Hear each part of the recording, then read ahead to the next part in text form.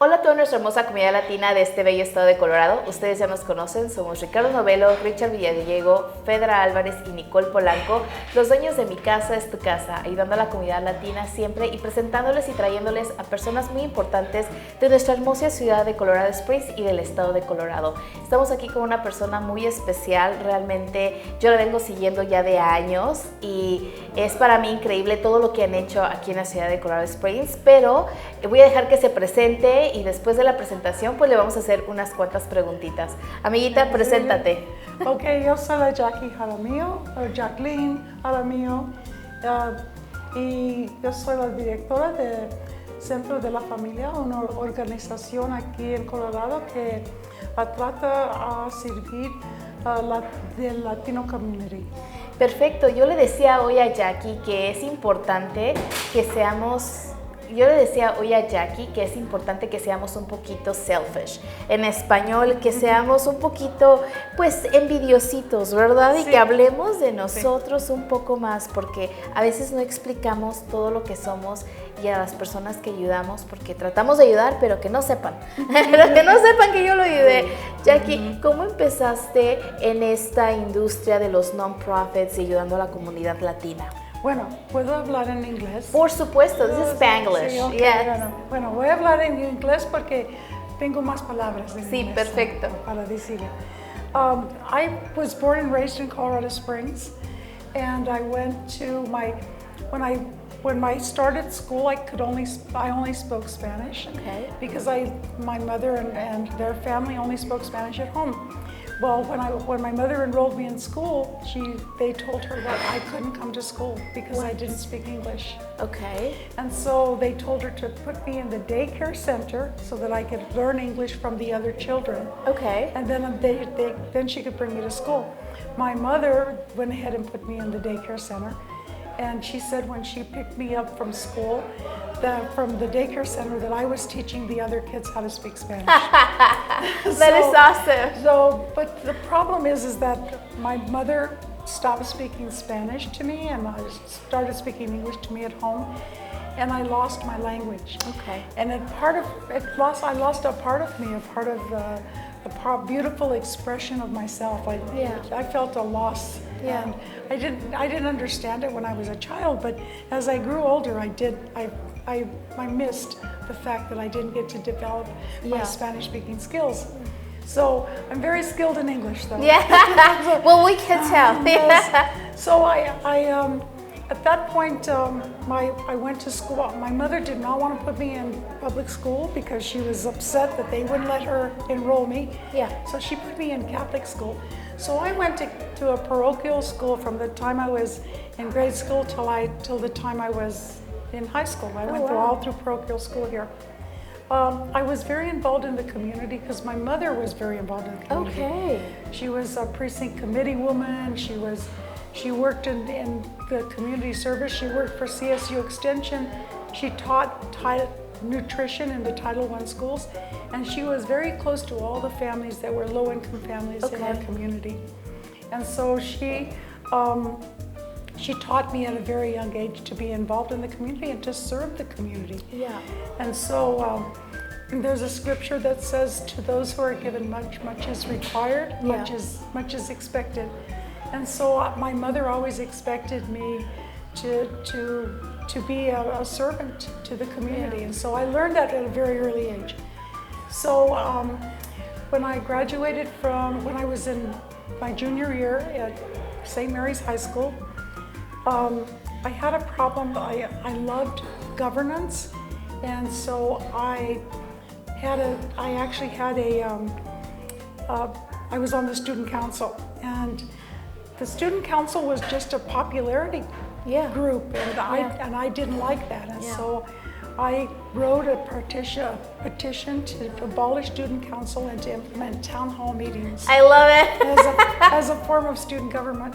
And so what happened is I got a majority of the students to sign the petition, and so I presented it to the principal, Sister Mary Matthews, and Sister Mary Matthews was upset about it, but she said, okay, I'll go along with it. She had to agree. Yeah, I'll go along with it for this year. So for my junior year, we had these 3 town hall meetings in the big gym with all the students, and it was wonderful. Everybody felt very engaged, and it got the whole student body involved in student governance. Anyway, when at the end of my junior year, Sister Mary Matthews called me and my mother into her office, and Sister Mary Matthews didn't look at me. She looked at my mother and said, "She doesn't fit the profile of a St. Mary's High School student, so we don't want you to enroll her next year." Oh my God. So my mother was crushed. Yeah. And I wasn't, because that meant I got to go to Palmer High School for my senior year. And that was like a smorgasbord for me. Yeah. So I went to, my mother enrolled me in Palmer, and I graduated from Palmer High School.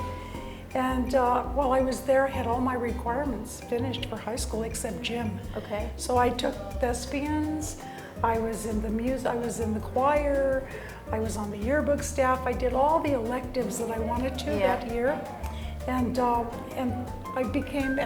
got a scholarship to Colorado College, and went on to go to Colorado College. But I was very involved in the anti-war movement against the war in Vietnam, and I became an activist. See, after Sister Mary Matthews let me go and I got out of that Catholic school uniform, I went bananas. I love it.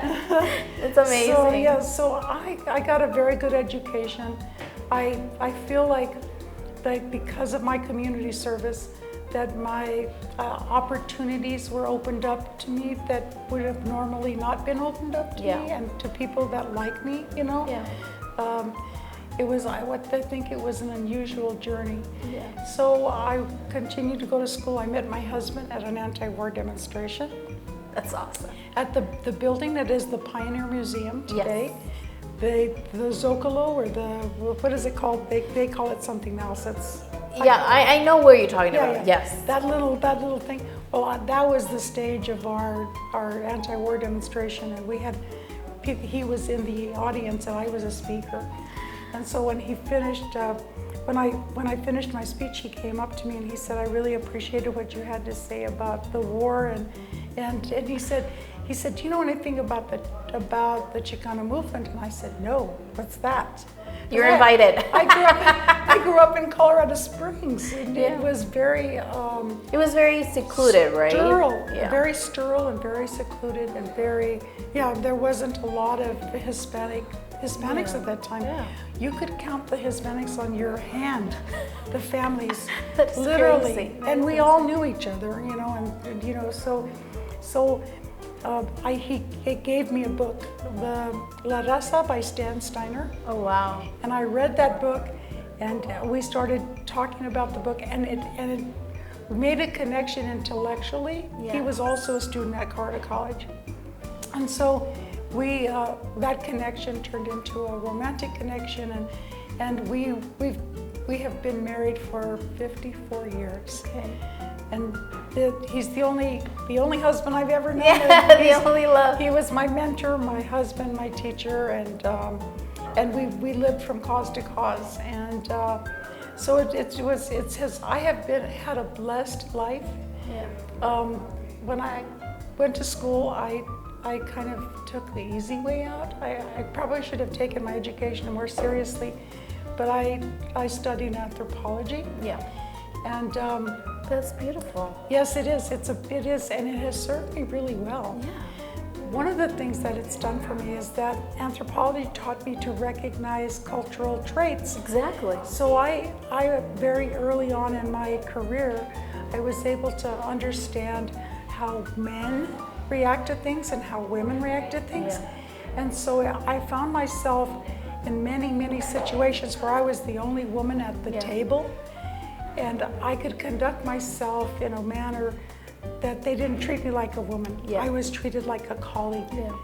And so it was only because of my training as an anthropologist that served you. That served me very well, yes. Yeah. And sometimes we think that the things that we do don't help us, but eventually somehow God puts us in those paths Yes. to, bring us and to help us in whatever we're going to be doing in life. Yes. And it's just, to hear your story, it's just so beautiful how you met your husband, how you started as a rebel. You were always a rebel. Yes. So Yes, we can, but in a good way, like for a cause, because they're rebels without a cause, right? Yes. I always say that. They just go along, right? Yes. Because they see a lot of people going, oh, I'm just going to go. They don't know the cause, right? Yes. But you always had a cause behind it. And I think part of my recognizing what the cause was my roots and my faith. Yeah. My mother instilled faith in me from the time I was a child, and that faith has stayed with me throughout my life, and so I know that it's God-given purpose. Absolutely. So it gives me strength, especially when I face obstacles. I know that God is with me, and if God has called me to do it, nothing is going to stand. Nothing will thwart His plans, right? Absolutely, absolutely. So- I believe that. I believe so much, because when good things are happening, we have to be thankful. Yes. And when bad things are happening, we have to be even more More thankful faith, and yes. more faith and Yes. stronger, because God doesn't just give you things just because. He gives it to His best soldiers. I always tell my mom, well, I don't want to be like the best soldier He has, You know, just be like the one in the back, all the way in the back. Yes. But, they pick you for a reason. It's just like your story. I went to school for marketing and also journalism. I never used it, really. In California, I worked a little bit. But then now that I see that I have a podcast and I have a job that pays for my podcast, it's like, well, now I see, Yes. that it worked out, because now I'm meeting these awesome people like you, Jackie, To me, it's an honor to be sitting down in this table with you and talking about how you brought all this stuff up and how you met your husband. And you were telling me you have 6 kids, right? Mm-hmm. 6 children. That's beautiful. I wish I could have more than one, but God only blessed me with one. And I'm very grateful and very thankful. I'm not Yes. going to complain. But that gives me the opportunity to bless other kids that don't have Yes. stuff, That's right. And if I had more kids, maybe I wouldn't be able to help the community. Maybe I would, right. my budget will be tight. And thank God I'm able to help and give, and we pick and choose, right? Yes, who that's give out there. But again, God works in mysterious ways, and we just have to have faith. Yes. And belief, right? I love the story of how you met your husband and how he's been the only one in your life. Yes. I've been married 15 years with the same guy. I always make the joke, and he always makes the joke. He's like, yeah, she's my favorite wife. And I'm like, and I hope I'm the only one, because I'm the favorite. Yes. And yesterday when we were walking in the park, I'm like, oh my God, I want this, I want that. And he's like, you want so many things, but I'm gonna give everything to you. And I'm like, thank you, baby. See, I'm doing this so that you don't have time for other girlfriends. Yes. And he's like, I can't even afford another girlfriend, even if I wanted to. So I don't know what relationship you have with your husband, but I feel like husbands and wives, we're a key for a Yes. successful relationship, Yes. because we can either add or deduct in our relationship. And I feel that it's a work in progress, it's a job, and you both have to work together to build it. I don't have nothing against people that get divorced. They have their reasons, and good reasons. But I feel like when you're gonna pick the person you're gonna love, you really have to pay attention to everything you're doing, because then you go in life marrying, getting divorced, doing this, blah, blah, blah, and then the kids get affected. Yes, And it's just you there's such too. a horrible emotional cost Yes. when that happens, and it's just unavoidable. But my husband and I had a philosophy that he was a human rights attorney, and he Okay. worked for Amnesty International. Oh, nice. And so he traveled a lot, and so I held the homestead down Yeah. while he was traveling, and then he, when I wanted to accelerate my career, he was supportive of me. Awesome. And so we had a really good relationship in that way, and he never held me back from anything. And in fact, when I was in college, he would come home and he'd say, "Did you see this flyer? Look, they're starting the women's liberation, like an organization, so maybe you should go check it out."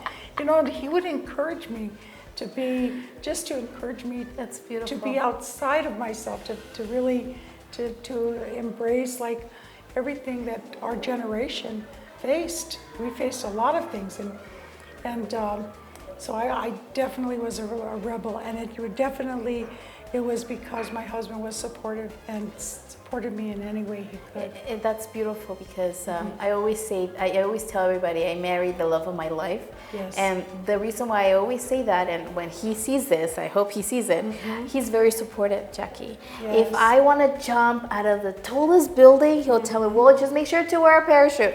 Yeah. You know, he will not question it. And I'm That's like, right. you should question some of the things I do, you know, because some of the things I do are not that great. And he's very responsible as well. If I do something or if I don't do it, because sometimes we get sad because there's times where we do so much that we feel like we need to get that back. And I have learned in this industry that you just give and you don't expect. Because if you're expecting, your heart's going to get broken so many times. Yes. But people that you really trust, but people that you really love. So you know what you do? Just let it go, send them love, and that's all. And I learned that from my husband because he's like, if you're expecting this person to pay you back what you did for them, you're just gonna. That's right. Yeah. You're gonna be sad your entire time. And luckily, and I'm learning from people like you, Jackie, and from other people that, you know what? If they like me or they don't like me, I'm gonna still say hi to them because. It's not gonna. It's like me eating the poison and trying to kill that person. You know? No, you can't do that. Absolutely. Well, the Word of God says that we sow seed, and our seed falls on 30, 60, and 100. Yeah. It bears 30, 60, and 100. So we have to expect some seed that we sow is not going to come back. Exactly, and it's beautiful. But Jackie, tell us a little bit about Centro de la Familia. I want to learn and I want to know, because how long have you been a director, or who started it? Did you start it or? No. Centro de la Familia was started by two Latinas. Oh wow! 33 years ago. They were both mental health professionals, and it's their legacy. They started it, and they saw a void in services to the monolingual Spanish-speaking community. So they started this. They started providing mental health services and therapy and that kind of thing. And what happened is that they recognized that their clients that they were providing therapy to were impacted by immigration issues, by legal issues, by abuse, victimization of crime. All these external things that were socioeconomic were impacting these individuals, and they as therapists didn't have time to address those issues. Okay. So what they did is they organized they added an advocacy program to their model of service. And that advocacy program addressed all the socioeconomic issues and helped the clients with case management and primarily with breaking the language barrier. Because so many of our people, there's so many resources in the community, but our people don't know about them. Yeah, because they're not advertised in Spanish. They're not available. They don't know they exist. Yeah. So our people live in isolation and they don't get to the resources they need. So the advocates are the ones that are supposed to bridge that gap and navigate those resources for the client. Then the therapist is able to focus clearly and on the therapy that the families need. So during COVID, the organization, first of all, after 27 years, the two Latinas who started it retired. Okay. And so they hired a new director, and that new director she really didn't understand. She had a legal background. The legacy. Yeah. And the goal. Right. So she moved the organization into a different direction, and then COVID hit. So what happened is the internal controls and all of the internal structure kind of fell apart during COVID. And the client, the staff didn't want to return to work. And so what happened is after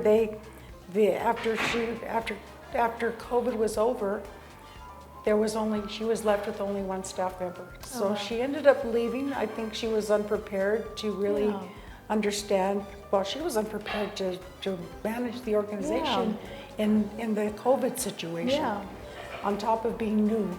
Yeah. So the organization, the board was going to close the organization. Oh, wow. And I heard about it. I knew a couple of the board members. And I said to them, there's no way you can close it. Absolutely. If you do that, funding sources will never revisit that type of a model. So they asked me to come and help them keep the organization open. And alive, at that moment, to keep it alive. Keep it alive. And so I went to work for them on a 3-month contract. And as soon as I got there, as soon as I got to the doors, I started rebuilding the organization. I have a very deep background in creating and managing nonprofit organizations. I'm an expert at nonprofit organizations, and I'm an expert at poverty intervention. Yeah. And during that, before I retired, I had my own consulting company, and I worked with the State Department evaluating programs overseas, and I worked in 35 countries in the span of 7 years. Oh my God. I did. See, you didn't mention that, Jackie. I know. I didn't have time to mention that. Yeah, but I worked in 35, and I finally got to use my anthropology degree. See, once again. But my children were all grown. My husband and I were, I was in a position that I could leave home and work abroad. So I learned a lot about poverty abroad and then poverty in the United States. And so I wanted to apply that knowledge that I had to help create interventions for poverty in the United States. Yes. However, I got to tell you, out of the 140,000 Latinos in El Paso County, only 10% of them live under the poverty level. Wow. At the poverty level or under. We are not. We're workers. Yeah. We are not those that are the ones taking advantage of all of the public programs. Our people work, and sometimes everybody in the family works, even if you're in high school. Yeah.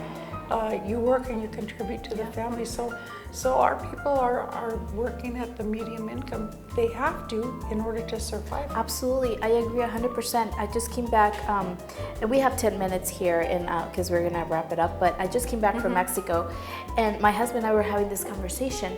You see less homeless people in Mexico than you see here in the United States. Yes. Why? Because they have families that support each other, because they are all workers, and if you don't have money, you ask your cousin, your abuelita, your tia, your prima, and everybody pitches in. You are not gonna be homeless. And to me, it's so sad. I don't know if it's the culture, I don't know what it is, but you're absolutely right. We have a lot of, I wanna say, things to help our community, and we could probably take advantage of, but we feel kind of guilty to even tap in those needs, because you're like, no, maybe somebody else needs it more than you. But no, you would probably need it more than somebody else. So tap in those things. And like you were saying too, there's advocates that really want to help, but then there's some that pretend they're helping, but they just want the spotlight, right? Or they just want to be part of something, and they say they help, and they only show up when there's an event, or they only show up when there's food. And no, the advocator is a person that goes out there and talks and unites and brings the community together, or tells people about it. Because if you're just gonna be there when everything's ready and just show up or pretend you're working, like my mama used to say, there's pretenders and there's real workers, right? Yes. The pretenders, like, you're trying to pick up this cup, but he's also trying to pick it up, and you end up picking it up, and he goes, whew, like he did the hard work. But in reality, you picked up the cup. He was just pretending to help you, but he didn't help you, right? And that's how I'm a big advocate low-key for my Hispanic community, because we don't have podcasts for our Hispanic communities. No. This is the first one, and Nick's not gonna let me lie, and he's been with me.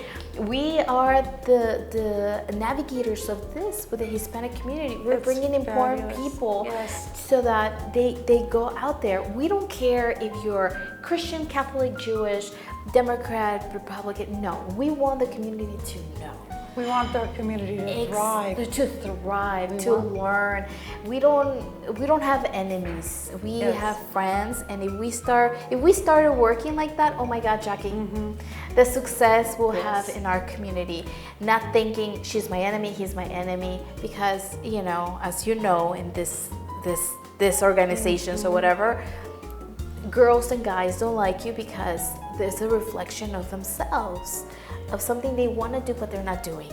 I think it's also that some people in our community have a crab mentality. What is it? Is it the what? No, they have a. You know how you throw crabs in a bucket and they crawl on top of each other? Yeah, and they push you down. Yes. They think that success is limited, and they think if you're succeeding, then you're taking success away from them. But success is the opposite of that. Success is unlimited. Absolutely, it's abundant. When you succeed, I succeed. Absolutely. And so we need to need to change that thinking. Absolutely, and I 100% believe that, because my husband and I, we own a real estate company, right? And we do this for a living, and there's thousands of real estate agents, but what makes us different? En español, el sol sale para todos. Yo sé. The sun's here for everybody. It's abundant. The universe is abundant. But if you have the mentality of locking, well, of course it's not gonna go well for you, because you're gossiping, you're seeing, you're watching what other people are doing instead of focusing on yourself.